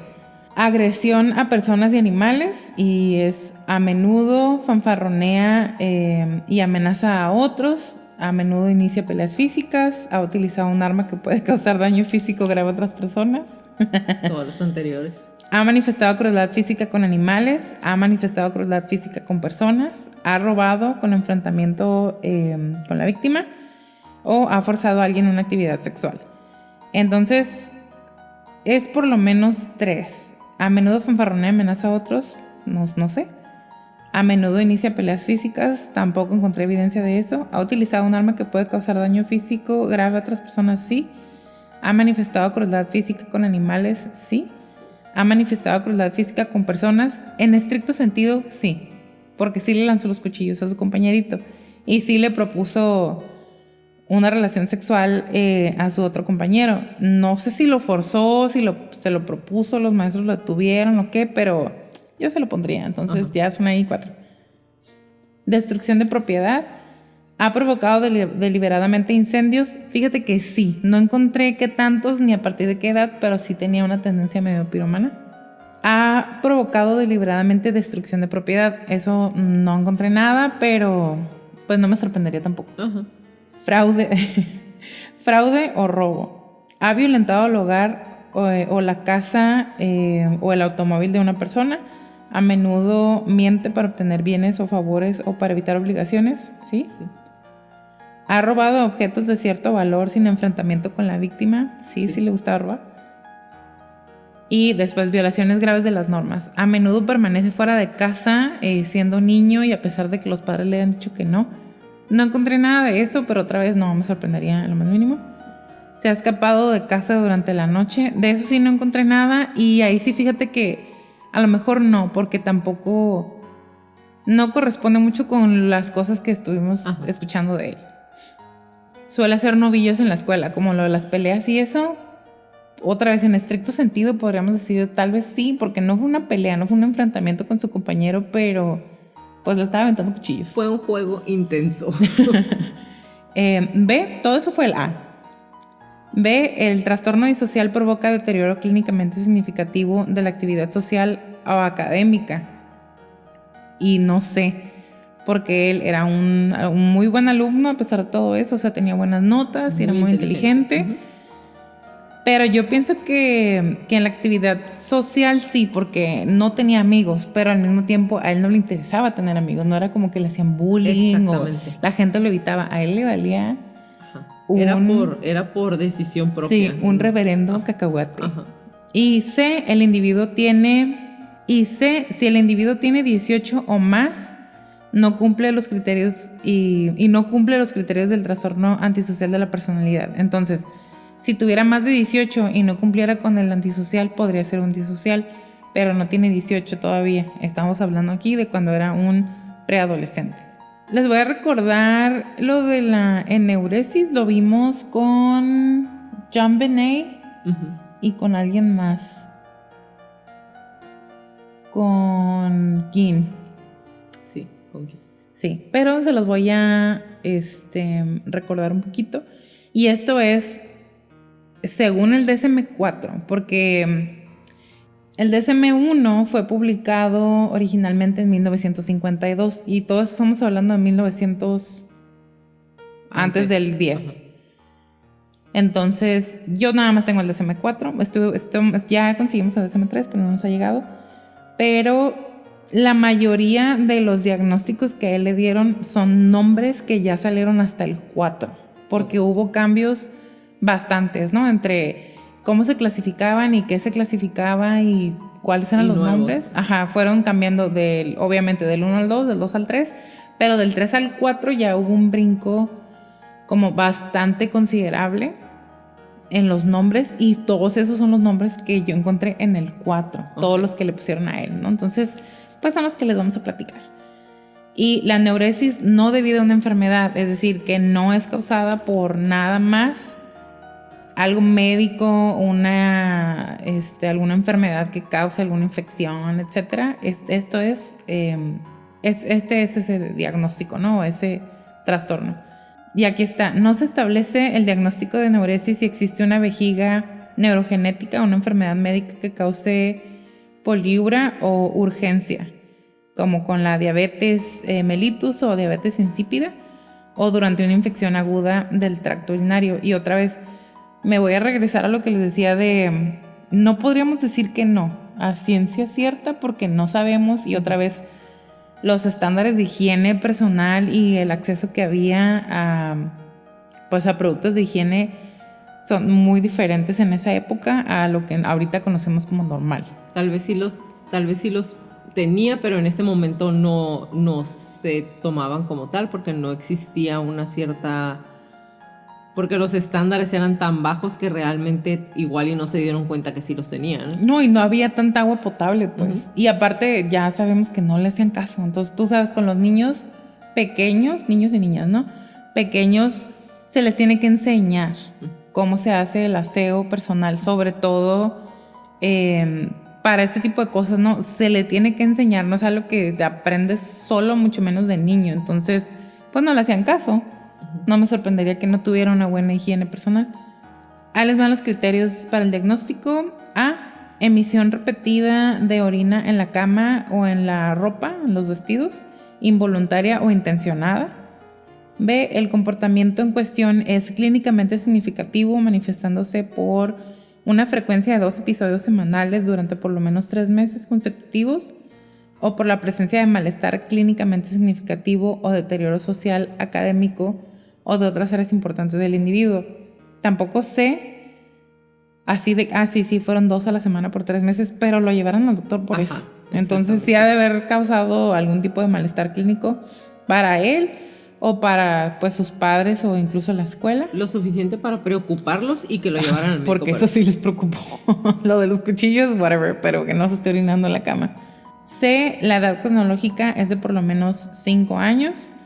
D, el comportamiento no se debe exclusivamente al efecto fisiológico de una sustancia o de una enfermedad médica.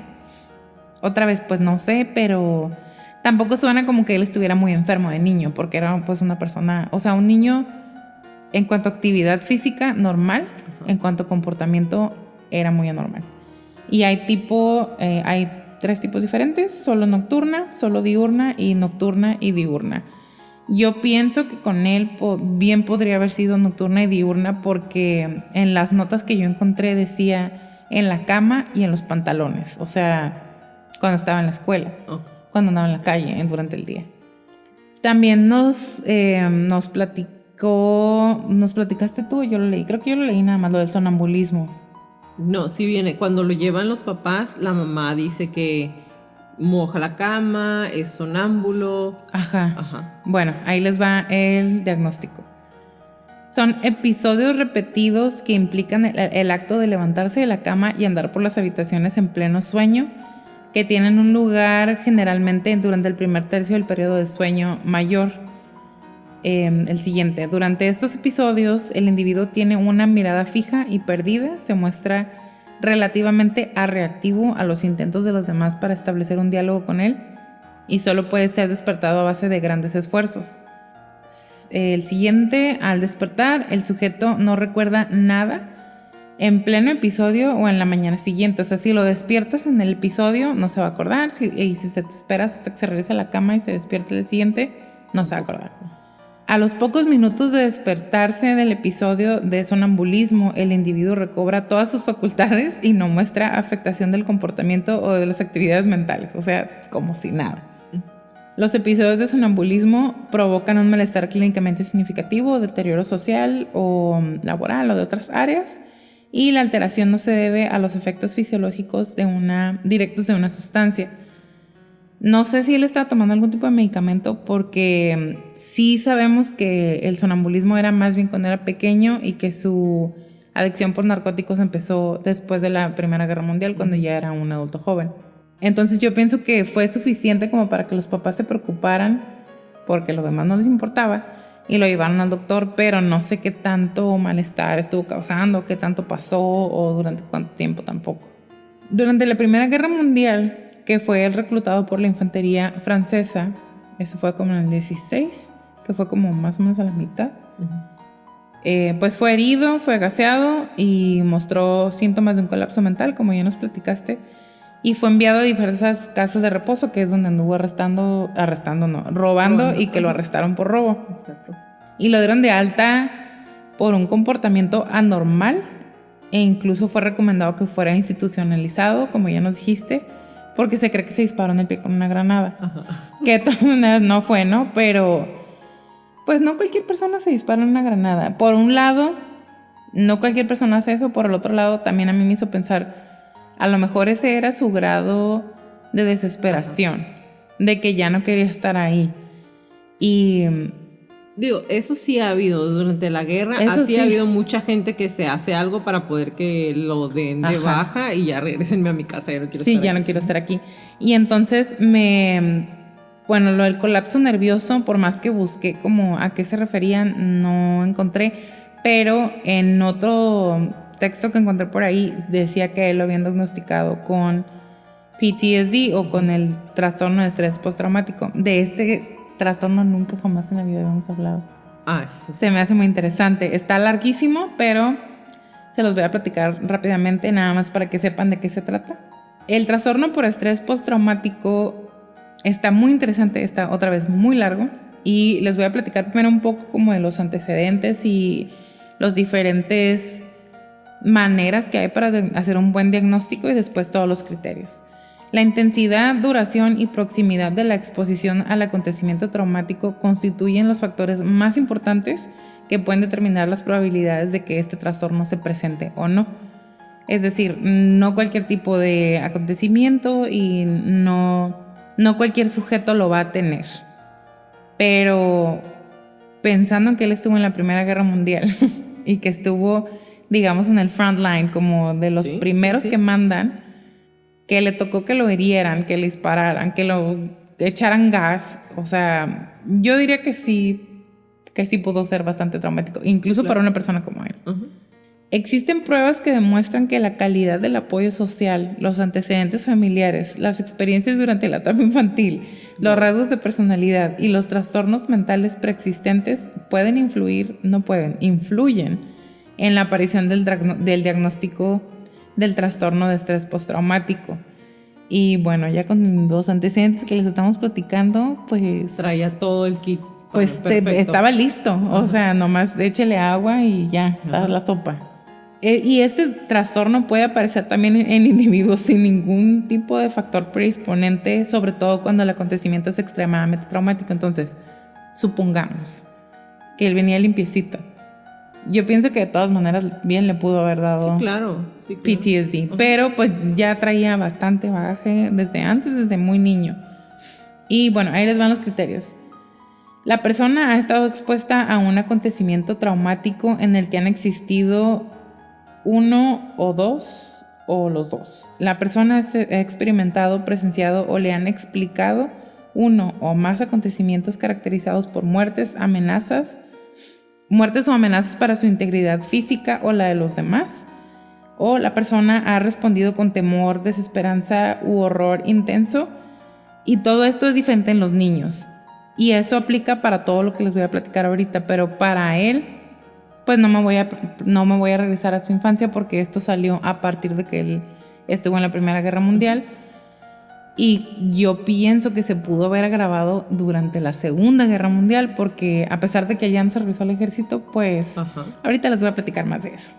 El acontecimiento traumático es reexperimentado persistentemente a través de una o más de las siguientes formas: recuerdos del acontecimiento recurrentes o intrusivos que provocan malestar, sueños de carácter recurrente sobre el acontecimiento que producen malestar, el individuo actúa o tiene sensación de que el acontecimiento traumático está ocurriendo otra vez, y puede ser una sensación de que se está reviviendo, pueden ser ilusiones, alucinaciones, episodios disociativos de flashback, o puede ser cuando se van despertando o cuando están intoxicados. Y bueno, voy a balconear a mi mamá. Mi mamá estuvo cuando estaba chica en un terremoto muy fuerte, y cuando la despertamos se despierta gritando siempre. Es como, ¡ah, Vietnam! Siempre que la despertamos, o sea, y a mí me da mucha risa desde que estoy niña porque no importa. Si la tocamos, si le hablamos, si hay un ruido, si es suavecito, si le avisamos desde antes de que se duerma, te voy a despertar a tal hora, no importa, la despiertas y ella se despierta casi gritando siempre. O sea, necesita pobrecita, despertarse así sola. Como sola. Okay. Y a veces de todas maneras se saca un pedazo. Pobrecita mi mamá. Malestar psicológico intenso al exponerse a estímulos internos o externos que simbolizan o recuerdan un aspecto del acontecimiento. Por eso digo, si esto fue a raíz de la Primera Guerra Mundial y después empieza la Segunda Guerra Mundial, pues obvio que le va a traer recuerdos, ¿no? Y que esto podría haber, no digo que por eso estaba asesinando gente, pero a lo mejor por eso se pudo agudizar en ese momento. Pues ya andamos locos y luego nos ponemos más, imagínate. Y hay respuestas fisiológicas al exponerse a estímulos tanto internos o externos que simbolizan o recuerdan el aspecto del acontecimiento, un aspecto del acontecimiento. Ese es nada más el B. C. Evitación persistente de estímulos asociados al trauma y embotamiento de la reactividad general del individuo. Y bueno, aquí no voy a andar mucho porque sí hay mucho.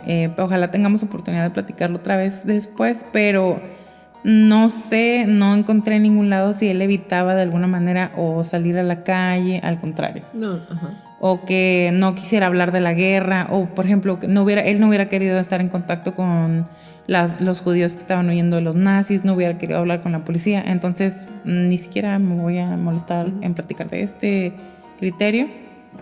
síntomas persistentes de aumento de la activación, como un arousal, tal y como sería dificultades para conciliar el sueño o mantenerlo, irritabilidad, dificultades para concentrarse, hipervigilancia, respuestas exageradas de sobresalto.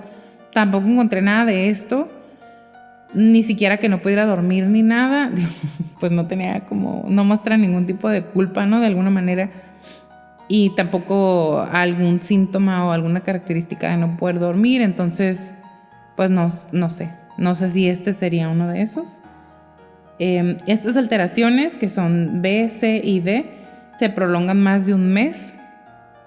Ahí yo me atrevería a decir que probablemente sí, porque a lo mejor no tenía la educación suficiente como para saber que si estaba expuesto o hablando con estas personas o que si andaba en la calle se iba a poner peor. No sé si él lo sufría, a lo mejor lo tenía pero no lo sufría, ¿me explico? Porque aparte en ese entonces no estaba como 100% diagnosticado, entonces... No, ni existía. Ajá, entonces igual y no nada más era él, eran muchísimos soldados que estuvieron ahí, pero realmente no había un seguimiento a este tipo de situaciones porque, pues viene traumado de la guerra y ya. Sí, y ya, hasta ahí. Y estas alteraciones provocan malestar clínico y significativo o deterioro social o laboral o de otras áreas importantes de la actividad del individuo. Y aquí podríamos decir, pues sí, pero el hecho de que él fuera tan retraído y todos los problemas que tenía y los que él mismo generaba, yo pienso que se dan más por otros trastornos que él tenía, no tanto por esto. Ajá. Y se debe especificar si es un trastorno agudo o crónico, si es de inicio demorado o no. Aquí todo esto pues no sabríamos decir, ¿no? Pero a él lo diagnostican con un tipo colapso mental, que podríamos decir que tal vez en ese entonces era lo que después se convirtió en un PTSD o un trastorno por estrés postraumático. Y ahora les voy a hablar de la cleptomanía. Y bueno, a mí me encantó este señorcito porque ¿cuántos son? 1, 2, 3, 4, 5, 6. 6 en él nada más. 6 diferentes trastornos que habíamos visto muy por encima. Y que los trae agudizados. Y que definitivamente no habíamos visto todos en la misma persona. Y bueno, esto es muy interesante, muy importante porque tú lo mencionaste un par de veces. Los individuos con cleptomanía experimentan el impulso de robar como egodistónico, que se refiere a que los comportamientos, valores y sentimientos o pensamientos que están teniendo respecto al robo están en conflicto para las necesidades y objetivos del ego. O sea, el ego no quiere que robes, pero tienen un impulso de robar que, a pesar de que está en conflicto con el ego, de todas maneras no lo pueden evitar, no pueden detenerse. O sea, son conscientes de que es un acto equivocado y sin sentido, y temen ser arrestados. Y me estuve acordando mucho de la serie Breaking Bad, porque la hermana de Skyler, la esposa de Heisenberg o de Walter White, ella es cleptómana y se roba, o sea, entra a una tienda, está probando unos zapatos y se deja los tenis que traía puestos, los calcetines, y se sale con los zapatos. Creo que es una de las únicas, si no es que la única vez que se ve que está robando, pero en su casa tiene muchas pendejadas por todos lados. Y después te das cuenta que tiene un problema porque el esposo le dice, ya fuiste con el psicólogo y que no sé qué, y ella, no, me cambiaron la hora, y él, no es cierto. Sí me la cambiaron, y ya se pelean, ¿no? Total que la mona le regala una tiara de bebé a su hermana en el baby shower. Ok. Y la hermana dice, está mensa, o sea, la voy a regresar, son $500 que me puedo gastar en pañales. Y la quiere regresar. ¿Y la arrestan? Pues la quieren arrestar porque estaba robada y porque ella y su hermana se parecen un montón. Oh my God. Y porque no había cámaras, nomás la describieron como una mujer delgada, alta, güera, y pues, ¿qué crees? Ella es delgada, alta, güera. Entonces la tienen ahí encerrada, ¿no? Y por fin ella hace un pancho porque está embarazada, se logra salir, le habla a la hermana y le dice, no te hagas güey, te robaste esta cosa. Y la hermana pues se hace la más pendeja, ¿no? Y no lo acepta. Se ve indignado. Oye, te di el regalo, ¿por qué lo ibas a regresar? Sí, le dice, ¿por qué lo fuiste a regresar? No me estés cambiando la conversación, le dice esta, ¿no? Y Total que pelea de hermanas y se nota, o sea, en una plática que tienen después, le dice, pídeme disculpas, y ella, no, ¿por qué me voy a disculpar? No te hagas, pídeme disculpas. Y esta empieza a llorar y le dice, es que no sé por qué lo hago, perdóname. Y le pregunta al esposo y el esposo, sí, ya sé, ya estamos trabajando en eso, ya estoy yendo a terapia. No lo puede evitar. No lo puede evitar, o sea, no lo pueden evitar. Y bueno, se debe distinguir de los actos ordinarios de robo ordinario, que es el robo planeado o impulsivo incluso, el cual es deliberado o motivado por la utilidad del objeto o valor económico. Hay personas que simulan síntomas para evitar ser castigados, y también hemos escuchado de gente que se roba alguna estupidez en una tienda y los cachan y, es que no lo puedo evitar porque estoy enfermo, y realmente no es eso, es que pues están pretendiendo para no meterse en problemas. Pero además los criterios son poquitos. Dificultad recurrente para controlar los impulsos de robar objetos que, aunque no sean necesarios para uso personal o que no tengan un valor económico pues alto o elevado, ¿no? Como el biombo de la orquesta esa que se robó. O sea, ¿él para qué lo quería? Sí, o unos zapatos, o sea, porque ella tiene otra vez mi ejemplo, ¿no? De la hermana esta. Ella tiene para pagarlos. Pues acá se roba el libro. Él tenía para... Ya era millonario, tenía para pagar el libro. Exactamente. O sea, bueno, B. Sensación de tensión creciente inmediatamente antes de cometer el robo. C. Bienestar, gratificación o liberación en el momento de cometer el robo. D. No se comete para expresar cólera o venganza y no es una respuesta a una idea delirante o una alucinación. Y E. El robo no se explica por la presencia de un trastorno disocial o un episodio maníaco o un trastorno antisocial de la personalidad. Y aquí a mí se me hizo muy importante porque sí se robaba cosas sin valor y sin sentido, pero otra vez, bien pudo haber sido un plan, no sé qué tan inteligente o qué tanto se sabía de esto en ese entonces, pudo haber sido un plan para, en caso de que lo cacharan, decir que era cleptómano. Porque cuando visitaba a su hermano o cuando su hermano lo visitaba a él, el hermano le revisaba los bolsillos, como nos dijiste, para a ver qué traes, te voy a pasar a báscula.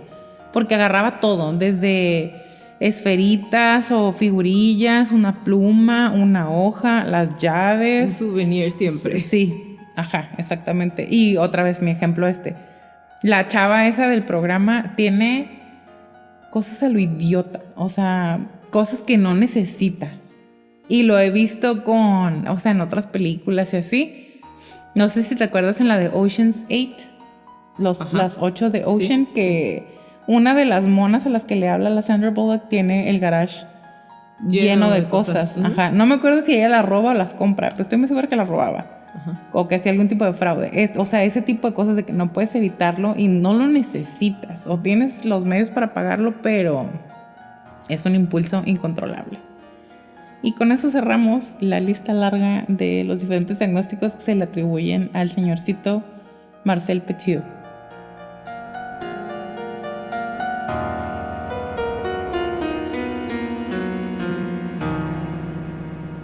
Al final de las 3 semanas de un juicio que había pasado por periodos de gran tensión, el jurado declaró a Marcel Petiot culpable de 24 de las 27 acusaciones de asesinato que figuraban en el acta del procesamiento. El 26 de mayo de 1946, el Dr. Satan fue sacado de su celda en la prisión de Saint-Thé y colocado bajo la temible estructura de la guillotina.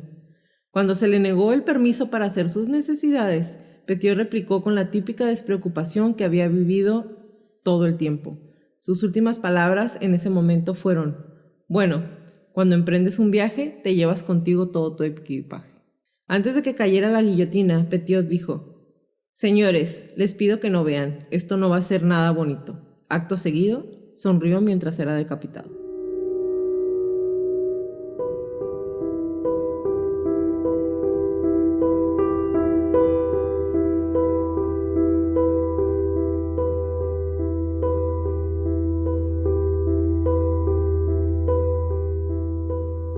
Gracias por acompañarnos en un episodio más de Crónicas de Crimen. Los esperamos en nuestro próximo capítulo. Si les gustan nuestras crónicas, por favor regálenos un review en iTunes y en Spotify y suscríbanse por favor a nuestro canal de YouTube y regálenos muchos likes. Y recuerden, si tienen alguna crónica que quieren que pase a la lista de nuestras próximas temporadas, mándenos un correo a info@cronicasdecrimen.mx. Como le repetimos en todas las crónicas, créanle a su instinto siempre. Si algo no se siente bien, si algo me dice que salga corriendo, vete. Es mejor parecer paranoico y estar a salvo que quedarte y poner en peligro tu vida. Ahora sí, bye Leti. Bye Jackie, bye Crónicos.